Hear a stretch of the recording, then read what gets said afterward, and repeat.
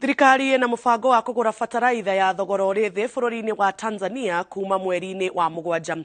Rũhonge rwa ũthuthuria wa ũrĩmi nĩruo KALRO nĩruo rũhetwo wĩigĩrĩrĩki wa gũthũrima ikĩro cia bataraitha ĩno. Minista wa ũrĩmi Mithika Linturi augĩte atĩ ikinya rĩa kũhe bataraitha ĩno nĩ rĩa bata harĩ kũhũthĩria arĩmi thogora wa ũrĩmi na kuongerera magetha. Bataraitha ĩno nĩ mũtukanio wa thumu wa mahiũ na kemiko ya phosphorus ĩrĩa ũthuthuria wonanĩtie atĩ ĩrĩ na ũhoti wa kuongerera ũnoru wa tĩri na mathabu-inĩ ma thirikari kũmĩruta Tanzania kũmĩrehe Kenya ti ũndũ ũkũmĩritũhĩra.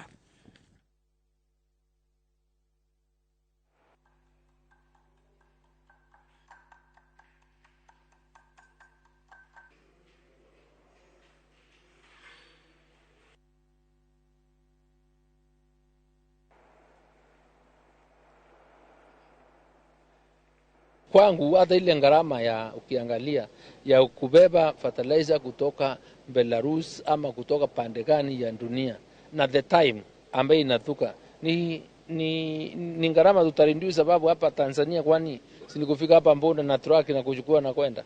Kwa hivyo gharama itaenda chini. I am confident because of the source of cheaper raw material, the distance from here to our country, and of course being partners and members of the COMESA region, the East African community.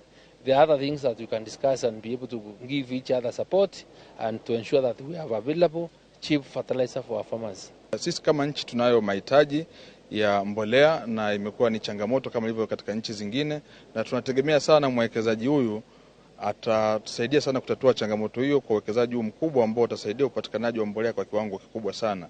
Lakini kwa sababu huyu ni mwekezaji lakini vile vile ni mfanyabiashara, kwa hiyo anayo room pia ya kuhakikisha kwamba anaendelea kuyapata masoko ili kuendelea kukuza kiwanda chake. Kwa hiyo sisi katika namna yetu ya urafiki na ujumuiya Afrika Mashariki na Kati, nafikiri haya mengine yako ndani ya uwezo wetu kuzungumza na kubaliana, kwa sababu sisi ni ndugu, sisi ni marafiki,